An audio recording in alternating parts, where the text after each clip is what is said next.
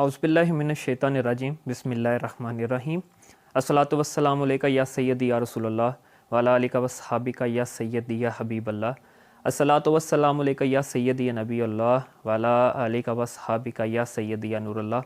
अस्सलामु अलैकुम to all my friends, this is Mohammad Tauseef Zahid from your own YouTube channel pharmacist review. सबसे पहले आप तमाम दोस्तों को आज के इस वीडियो सेशन में वेलकम करता हूं। आज का ये जो वीडियो सेशन मैं करने जा रहा हूं, इसमें मैं आपके साथ शेयर करूंगा कि किस तरह रोज़ा रखने से आपकी जो ब्रेन की पावर है, आपकी जो मेंटल एबिलिटी है, आपकी जो डिसीजन मेकिंग है, आपकी जो ब्रेन का फोकस है वो इंक्रीज़ हो जाता है। और रोज़ा रखने से किस तरह आप फ्यूचर में होने वाले मेंटल डिसऑर्डर से बच सकते हैं। रोज़ा रखने के ठीक 3 से 4 घंटे के बाद बॉडी में एक प्रोसेस स्टार्ट होता है जिसको स्टारवेशन कहते हैं। स्टारवेशन में क्या होता है कि बॉडी के अंदर ग्लूकोज का लेवल डाउन हो जाता है, जिसकी वजह से बॉडी में एक हार्मोन का लेवल इंक्रीज़ होता है जिसको हम ग्लूकागॉन कहते हैं। ग्लूकागॉन का काम ये होता है कि जितनी भी हमारी बॉडी में ग्लूकोज स्टोर्ड होती है ग्लाइकोजन की फॉर्म में, ये इसकी ब्रेकडाउन स्टार्ट कर देता है। ग्लाइकोजन कन्वर्ट होना शुरू हो जाती है ग्लूकोज में, और इस तरह ड्यूरिंग स्टारवेशन जो हमारी बॉडी की एनर्जी रिक्वायरमेंट है वो ग्लाइकोजन से पूरी हो रही होती है। लेकिन ये जो रिजर्व्स होते हैं हमारी बॉडी में ग्लाइकोजन के, ये 12 से 14 घंटे में ख़त्म हो जाते हैं, क्योंकि अप्रॉक्सीमेटली 1200 कैलोरीज से लेके 2000 कैलोरीज तक सिर्फ स्टोर्ड होती हैं बॉडी में ग्लाइकोजन की फॉर्म में। इस जगह पे भी 2 ओपिनियंस हैं। एक ओपिनियन ये है कि जो ग्लाइकोजन के रिजर्व्स हैं ये आफ्टर 24 आवर ख़त्म होते हैं, मतलब जब 24 से 48 घंटे गुजर जाते हैं तब ये ग्लाइकोजन की जो स्टोरेज होती है ये कम्प्लीटली डिप्लीट हो जाती है बॉडी से।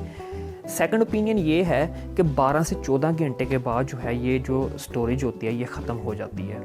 जैसे ही ग्लाइकोजन की स्टोरेज जो होती है वो ख़त्म होती है तो ग्लूकागॉन मूव करता है और बॉडी में जो प्रोटीन और जो फैट है इसकी लाइसिस स्टार्ट कर देता है, ताकि इससे ग्लूकोज प्रोड्यूस किया जा सके और बॉडी की एनर्जी रिक्वायरमेंट पूरी की जा सके। इस प्रोसेस को ग्लूकोनियोजेनेसिस कहते हैं।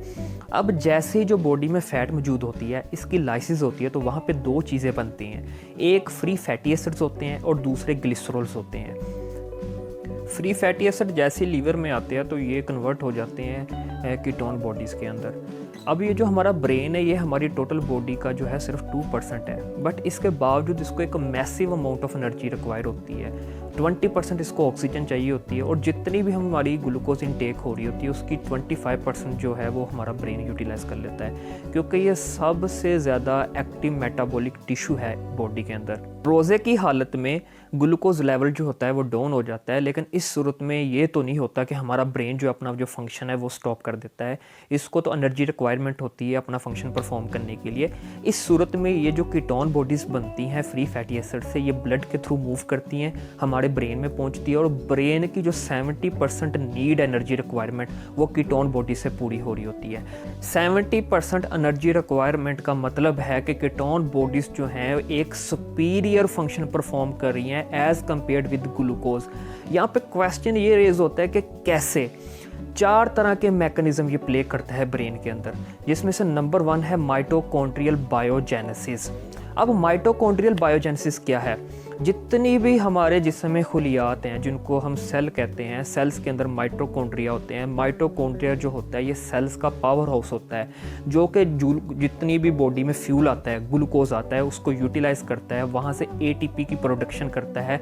एटीपी जो होते हैं ये हमारी बॉडी को एनर्जी प्रोवाइड करती है, जिसकी वजह से हम अपनी जो रूटीन के फंक्शंस हैं वो परफॉर्म कर रहे होते हैं।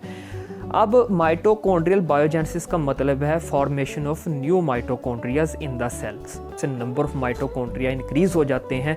इस तरह ब्रेन का जो मेटाबॉलिज्म होता है वो 10 से 20% इंक्रीज हो जाता है अगर इसको हम ग्लूकोज से कंपेयर करें तो, और इसी वजह से जो ब्रेन की पावर होती है वो इंक्रीज हो जाती है।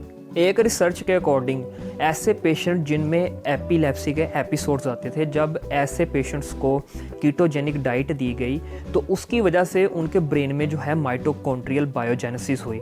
माइटोकॉन्ड्रियल बायोजेनेसिस होने की वजह से उन पेशेंट्स में जो एपिलेप्सी के एपिसोड्स थे वो मुकम्मल तौर पे ख़त्म हो गए।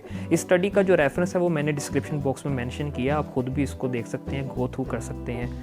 नंबर 2, जो कीटोन बॉडीज़ हैं ये हमारे ब्रेन में BDNF की अप रेगुलेशन करता है। BDNF जो है ये एब्रीवेशन है ब्रेन ड्राइव्ड न्यूट्रॉफिक फैक्टर। ये एक प्रोटीन है जो ब्रेन के अंदर पाई जाती है, जो कि ब्रेन के सेल्स को प्रोटेक्ट करती है। ब्रेन के सेल को हम न्यूरॉन कहते हैं। जितनी भी एग्जिस्टिंग न्यूरॉन होती हैं अगर वो डैमेज हो जाती हैं तो BDNF का काम होता है उनको रिपेयर करना और न्यूरॉन की हेल्थ को मेंटेन करना। रिसर्च के अकॉर्डिंग यहाँ भी 2 स्कूल ऑफ थॉट हैं। कुछ रिसर्च ये कहती हैं कि ये जो कीटोन बॉडीज़ होते हैं ये BDNF की प्रोडक्शन को इंक्रीज़ कर देते हैं, लेकिन कुछ रिसर्च ये कहती है कि जो कीटोन बॉडीज़ हैं ये इटसेल्फ कन्वर्ट हो जाते हैं BDNF में। नंबर 3, कीटोन बॉडीज़ क्या करते हैं, ब्रेन के अंदर 2 किस्म के केमिकल्स पाए जाते हैं। एक का नाम है ग्लूटामेट और दूसरे का नाम है गाबा। इन दोनों के दरमियान में बैलेंस होना बहुत ज़रूरी है। इन दोनों को न्यूरोट्रांसमीटर्स कहते हैं। जब भी हम थिंकिंग कर रहे होते हैं, कोई डिसीजन मेकिंग कर रहे होते हैं या किसी प्रेशराइज कंडीशन में होते हैं, तब जो हमारा ग्लूटामेट है ये एक्टिव फॉर्म में होता है। अब अगर तो ग्लूटामेट एक्टिवली कन्वर्ट होता रहे गाबा में तो ब्रेन का जो होम्योस्टेटिक बैलेंस होता है वो मेंटेन रहता है। लेकिन अगर ग्लूटामेट जो है एक्सेसिव हो जाए तो क्या होता है, एक कंडीशन डेवलप होती है जिसको हम ब्रेन फॉग कहते हैं, जिसकी वजह से क्या होता है एंग्जाइटी हो जाती है, बेचैनी हो जाती है और अल्टीमेटली जो हमारा ब्रेन है वो डिप्रेशन में चला जाता है। अब कीटोन बॉडीज़ क्या करते हैं, कीटोन बॉडीज़ जो ग्लूटामेट है इसको एक्टिवली कन्वर्ट करते हैं गाबा में और इन दोनों के दरमियान में एक बैलेंस को मेंटेन करते हैं, जिसकी वजह से जो ब्रेन फॉग की कंडीशन होती है वो ख़त्म हो जाती है। अगर ब्रेन फॉग मेंटेन हो जाए उसमें क्या होता है कि आपको डायमेंशिया हो जाता है, भूलने की बीमारी हो जाती है, ब्रेन में कन्फ्यूजन क्रिएट हो जाती है, ब्रेन का जो फोकस है, ब्रेन की जो शार्पनेस है, ब्रेन की जो ब्रिलियंस है ये ख़त्म हो जाती है। नंबर 4, जो कीटोन बॉडीज़ हैं ये ब्रेन को फ्री रेडिकल फ्री करता है। अब जैसे जैसे इंसान की एज ज़्यादा होती है, ब्रेन की एज ज़्यादा होती है, तो ब्रेन के अंदर फ्री रेडिकल्स बनने शुरू हो जाते हैं। ये डेंजरस स्पीशीज़ होती हैं। ये क्या करती हैं, हमारे ब्रेन की जो न्यूरॉन्स हैं इनकी ऑक्सीडेशन करते हैं, इनको डैमेज कर देते हैं। कीटोन बॉडीज़ क्या करती हैं, कीटोन बॉडीज़ फ्री रेडिकल्स को सप्रेस कर देती हैं और ऑन द अदर हैंड ये BDNF जिसका मैंने पहले जिक्र किया है उसकी प्रोडक्शन को इंक्रीज़ कर देती हैं। फ्री रेडिकल्स की वजह से जितनी भी न्यूरॉन्स डैमेज होती हैं वो BDNF की वजह से रिपेयर हो जाती हैं। कीटोन बॉडी इन 4 मैकेनिज्म की वजह से आपके जो ब्रेन की कंडीशन है उसको नॉर्मलाइज कर देती है, उसकी जो हेल्थ स्टेटस है वो परफेक्ट कर देती है, जिसकी वजह से आपका ब्रेन जो है वो रेडी हो जाता है फिर से अपना मैक्सिमम फंक्शन परफॉर्म करने के लिए। अब आप लोग ये सोच रहे होंगे कि यार अगर कीटोन बॉडीज़ इतनी इफेक्टिव है तो क्यों ना बादाम खाने छोड़ दिया जाए और कीटोन बॉडीज़ ही खाया जाए पूरे साल। तो मेरे भाई आप लोग ऐसा नहीं कर सकते, क्योंकि अगर आप एक्सेसिव अमाउंट में कीटोन बॉडीज़ लेंगे तो ये बॉडी में एक कंडीशन को डेवलप करते हैं जिसको कहते हैं मेटाबॉलिक कीटो एसिडोसिस, जो कि बॉडी की हेल्थ के लिए बहुत डेंजरस होता है। आपके बहुत सारे ऑर्गन्स ऐसे होते हैं जिनको ये डैमेज कर सकता है। रोज़े की वजह से बॉडी में कीटोन बॉडीज़ की एक यूटिलाइजेबल अमाउंट पैदा हो रही होती है डेली बेसिस की वजह से, जिसकी वजह से ये जो मेटाबॉलिक कीटो एसिडोसिस है इसको क्रिएट नहीं करता। रोज़े की वजह से switch off switch on mechanism चल रहा होता है, जिसकी वजह से क्या होता है कि आपने दिन में रोज़ा रखा, स्टारवेशन स्टार्ट हुई, फ्री फैटी एसिड आए, उनसे कीटोन बॉडीज़ बनी, ब्रेन ने यूटिलाइज़ किया, शाम को आपने जब रोज़ा खोल लिया तो ये प्रोसेस स्टॉप हो जाता है। नेक्स्ट डे आप फिर से रोज़ा रखते हैं, फिर से जब 3 से 4 घंटे गुजर जाते हैं, स्टारवेशन का प्रोसेस स्टार्ट होता है, फिर से कीटोन बॉडीज़ बननी शुरू हो जाती हैं। 30 डेज़ इनफ हैं ब्रेन को रिपेयर करने के लिए। इसकी सिंपल मिसाल ऐसे है, जैसे आप एक गाड़ी लेते हैं तो गाड़ी को अगर आप एक दफ़ा सर्विस के लिए ले जाते हैं तो आपको ये पता चल जाता है कि अब 6 माह तक ये काम नहीं निकालेगी, ये अपना फंक्शन नॉर्मली परफॉर्म करती रहेगी। इसी तरह जब आपका ब्रेन 30 डेज़ कीटोन बॉडीज़ को फेस करता है, इसकी माइन्यूट अमाउंट्स को फेस करता है, तो ये रिपेयर हो जाता है पूरा साल अपना फंक्शन परफॉर्म करने के लिए। अल्हम्दुलिल्लाह फास्टिंग के मल्टीपल बेनिफिशियल एस्पेक्ट्स हैं हमारी हेल्थ के ऊपर। अरशाद नबवी सल्लल्लाहु अलैहि वसल्लम है कि अगर आप लोग सेहत चाहते हो तो आप लोग रोज़ा रखो। कुरान पाक में भी ये हुक्म आया है कि रोज़ा तुम्हारे लिए बेहतर है अगर तुम जान सको तो आज की साइंस इस चीज़ को प्रूव कर रही है कि फास्टिंग के जो है ये मल्टीपल बेनिफिट्स हैं बॉडी के ऊपर।